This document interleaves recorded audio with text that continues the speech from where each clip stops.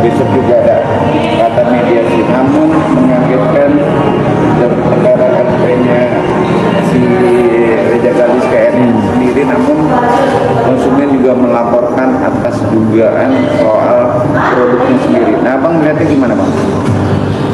Ini sebetulnya memang ada hubungan sebab akibat ya. Itu di sini ada hubungan sebab akibat yang berkaitan dengan masalah yang dihadapi oleh Nikita Mirzani ya, atas laporan dari DRG ya kan.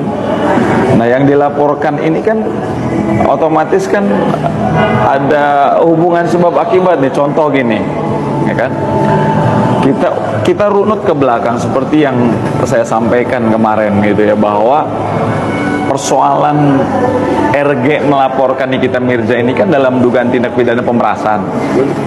Padahal menurut informasi yang beredar, berita-berita yang beredar ya kan, kita lihat tuh bahwa dokter RG juga memberikan uang itu bukan dalam bentuk ibaratnya paksaan dari seorang Nikita Mirzani. Justru kalau kita lihat di beberapa media itu bahwa ternyata yang mencari tahu Nikita Mirzani adalah pihak DRG sendiri itu loh. Akhirnya singkat cerita ketemu dengan Mail sebagai asistennya Nikita Mirzani, sehingga ending cerita terjadilah perpindahan uang dari DRG kepada Nikita Mirzani gitu.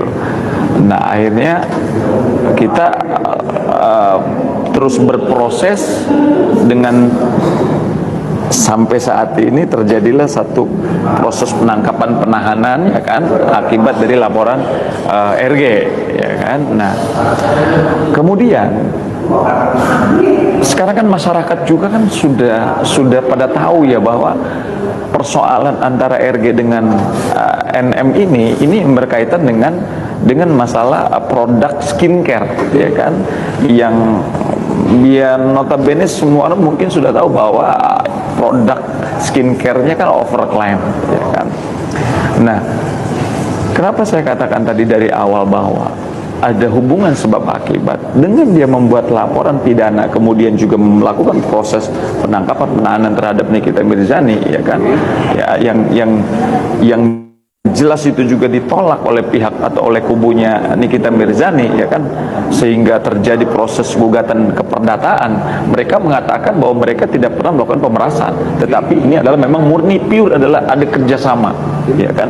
Bagaimana pihak Nikita Mirzani diminta oleh pihak RG untuk dia menjadi ibaratnya kayak semacam ambasadornya lah, untuk mengiklankan produknya ya kan, brand ambassador ya. Kemudian mereka akhirnya timbul persoalan seperti sekarang.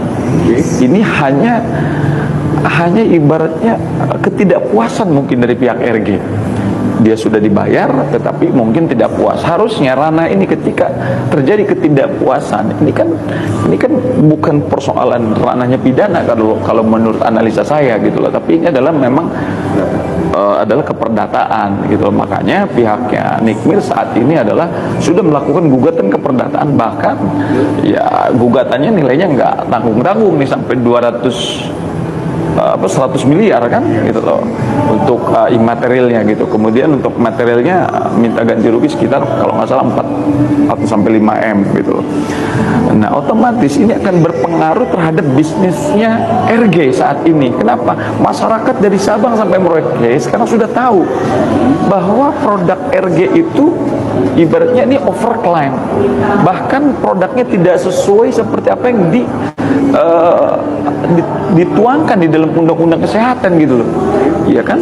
Apa yang ada di dalam BPOM mereka tidak sesuai gitu loh produknya. Nah, sehingga pasti masyarakat akan keberatan, apalagi faktanya masyarakat banyak yang menggunakan produknya skincare-nya RG dan hasilnya mereka tidak memuaskan. Otomatis itu akan ya berdampak terhadap mereka sebagai konsumen, pasti dirugikan gitu loh.